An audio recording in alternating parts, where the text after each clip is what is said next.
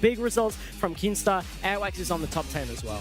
Here we go, gentlemen. I mean, you can see Game 3 is underway. Baller, I cut you off for just a second there, but this is because it's all you from here, buddy.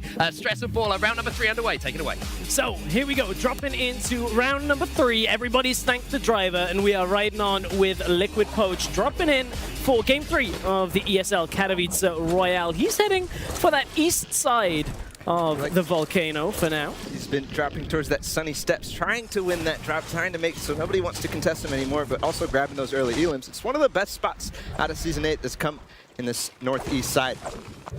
A lot of us on the broadcast team, we've been kind of dropping as many different of the new locations as we can, figure out exactly where some of those high value pockets of chests spawn, and certainly over the steps there are some areas that are better than others, but all around the map, we're going to take a look at some of our high-ticket players that we're keeping a track of. Llama is here in the Polish tournament area. Aspect now taking on Issa in the bottom floor of this now Pirate House. As Aspect drops to 1 health, survives! Whoa! 4 builds left. You can still survive a little bit. He does have those bandages, so he's going to be able to try to pop them, but Issa also popping his minis as well. I don't know, Aspect is so close here. Oh, peeks through the door. Does get the rotation on that ramp piece, and look, Issa's going to try and go up to that first floor. Now up to the second, going to try and drop through the top here. I did see Dynamite in the inventory of Aspect, so it does have to be careful that that doesn't just get planted beneath him, but Aspect is just trying to bandage up. Yeah, and the edits were so good to get out of there. He does have, holding that edit, making sure Issa's not going to push down, but got to be careful of all the windows around. Importantly, in the action feed, Aiden just fell, now trying to go the hard way through the floor, trying to replace as much so that Issa can own this entire building, trying to just find any angle. There's that Dynamite we were talking about. Yeah, I'm not too sure about that for Aspect. He doesn't want to blow open any more holes for Issa to be able to find him again. Doesn't get the pump. Connects with that first shot as Issa now, a lot of his health has been evened up, trying to find a moment just to get those mini shield potions. He's really opening it up here for him to find Issa, and he's out of mats now, so there's 9 builds left for Aspect, and he's kind of gotten back into his fight. He's clawed his way back in here, Stress. Clawed his way back in, but he still needs to be able to find the angle. Aspect trying to bandage up around the corner. Oh, Issa looks for the shot, doesn't quite get it, as Aspect does end up falling in the end. A long fight around this house, but Issa comes out alive. Over towards Retail Row again. Dynamite is ticking on that fuse for now. Vilex gets kind of boxed in on the top, but now trying to look for any kind of way through onto Nikov, another one of the Solary players that we spoke about, that French-speaking community minigun we saw rampant last week in the Polish tournament. A little bit of use here from Vilex, but he can't quite get down to the bottom floor here. Trying to get in the box as many as possible. He's going to try to take that roof piece. A little bit of time for Nikov to breathe here. We'll see how many materials he has. I did see a few elims, so he should have a few, but there's the edit. Almost gets it. Oh, he gets down the box! In with the shotgun, and that is Svenos taking out Airwax in the kill feed. It was Nikov, ended up getting it. A lot of pressure put onto Nikov from the side. Crazy Llama, the Japanese player we saw stalking somebody else in Retail Row earlier, and he's coming in with the grenade launcher, gets 1 tag, 100 damage onto Nikov. He's going to be able to heal up with the minis though, but still, Crazy Llama, here he comes. Yeah, trying to get through that top floor, tries to get the edit, doesn't quite get it in the way he wants to. Trying to find any different position for this fight, and you can see the vultures circling on the top side of the minimap just before we swapped to this wide angle on the fight. Crazy Llama is in such a good position health-wise, but I think that was his last grenade. There's no more materials here for Nikov. Window comes out, and look, Crazy Llama trying to readjust with these ramp pieces, but he's taking shots from behind as well. Crazy Llama switches around and ends up losing the engage to Nikov. Nikov is on a tear here in Retail Row. That's 2 in a row we saw, and I think he already had an alien before that, but hopefully he picks up some materials there from Crazy Llama because the third party is coming in. But here we go, Mitro against Zate. This is such an important battle for Loot Lake. Yeah, Mitro, a name that we caught a glimpse of earlier, but didn't really see anything in Game 2 from.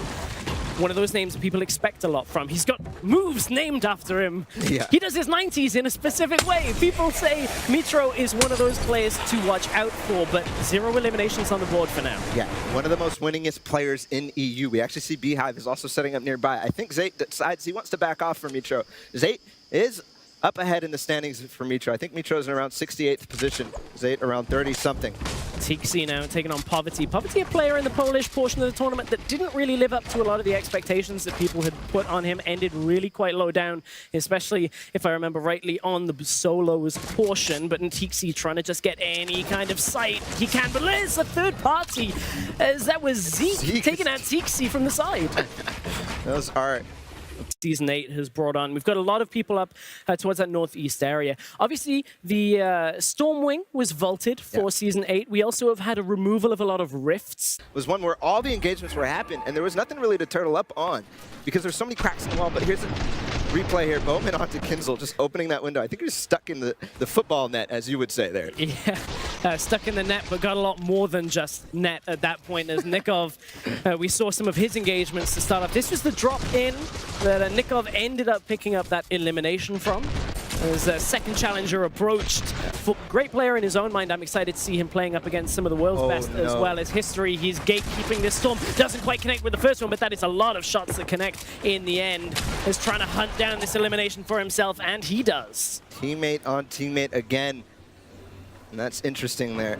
Keenstar manages just to jump onto that launch pad as Nate doesn't quite manage to get there in time. Nikov running and tracking through the bottom of this. Now everybody lands on one. So this is what I was talking about. Zeke landing towards that hill here. Imagine also doing the same thing. A lot of players deciding to land inside over towards that hill, because if it does go that way, you're just going to be able to build up so easily. Here, Animal on high ground. He's taking shots at players flying in. He's just trying to get anything. Hit some shields, gets anything he can. Importantly, I believe Jesse from the X2 Twins was still alive, and Jordan I just saw as well. So this time they are lasting a little bit later. We're into the points now on placements as 42 players remain. We crossed that 50-player barrier. That now means everybody will at least have scored points. Jamside taking out Boyer in the Elam feed there. Nice. And we'll see Jamside, one of our top players as well. There's so many of these consistent players up still. Shinken, Vinny, Zate, Jesse, Australia showing up strong in this game. You said Vinny, he's a player that recently having a surge, and in this tournament so far has performed very well as well. So we saw him just last week, or just this week, signing to TSM. So it's just such a big, massive names right now in this final set of zones. Skyte's still up as well there. You can see him taking some shots. And there, all the clinger spam, everybody's just trying to get any shots they can on people. They never know how low players are going to be, so it's always valuable to take shots. Obviously, you're opening yourself up to a little bit of a risk when you do it, and it is going to go north into zone, but hold on. Jordan just picked off Camo in that action feed. Vivid trying to track across the top of this one, and here they go. As the Storm moves, so does everybody with it, and this is where so many eliminations start happening, and they are so key. As Animal picks up one for himself, Zeke is able to get away from that tricky situation, stuck on 3 eliminations for himself, and now we're in tight corners. Animal, one of the best endgame players at this pathing, exactly what you see him doing right now, but Razaru again on high ground, he's taking it, and I think he has it. So, Mitro up, Vinny up. Jules trying to track up. Let's see that he doesn't go too high and die to full damage like he did in game number 2. Poverty trying to track up as well against Raspberry. Poverty actually has stolen the high ground away, but on the low ground is where most of the action is. Jesse trying to make his way. Hoopek on such low health, and we can see Funk Bomb right at the bottom. Poverty drops down, takes a massive shotgun shell from Razaru. Poverty's going to drop. That's it. Poverty's out from that high engage, and Razaru is the only player stuck at the top of the screen. This was the issue last time for Razaru. He had high ground, but he got it stolen from him, and this time he didn't. He keeps to hold it.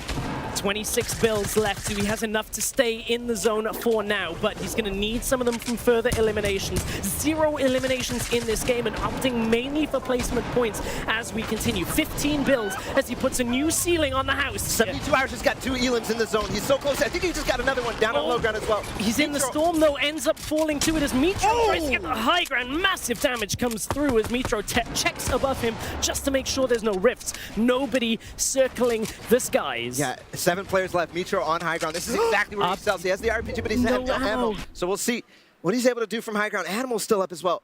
Nikov. So many big names in this end game. Here's Animal. He goes down to Vato. Vato, really big pickoff from the low ground there. Oh, actually, somebody took high ground. Who is that? Mitro. No, it's still Mitro. I forgot about him up on high. How could I forget about Mitro? 6 players left. That's when you end up eliminated by Mitro. Is when you forget about him and he's in a building with a trap. But at this point, Mitro still has that high ground. Jules is up there with him. If Mitro can win this exchange, that puts him in such a good position. But low ammo, 9 shells left. All he has is shotgun shells and builds. That's all he can do. But it's actually going to go over old builds, so he's going to be able to drop down pretty safely and conserve a lot of materials. But that rift is up in the sky. We got to see. Okay, nobody diving on him. That's a sigh of relief for him.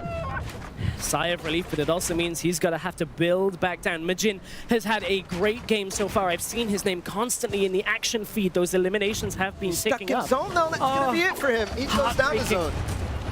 5 players left. Okay, now 3. 2 elims at the same time. That's how quick this goes in these late games. When you just get any kind of sight on an opponent, you can get that pickoff, get that elimination. All these old builds, so important for Mitro. He's low on materials. He's just using these. It's going all over, but now it's going to be the end. And you can see Jules trapping down. If Mitro dropped on him, that would have been really nice. Just hiding a trap anywhere at this point if you can end up dropping them through. This is an issue here for Mitro. He does not have the materials to fight Jules here.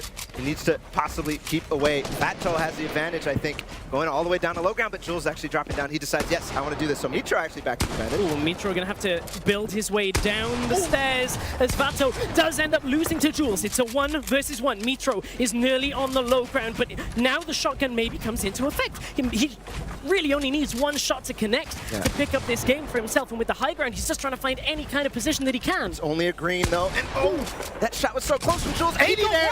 Oh, Jules takes it. Jules steals away the game from Mitro with 6 eliminations to his name and the victory royale.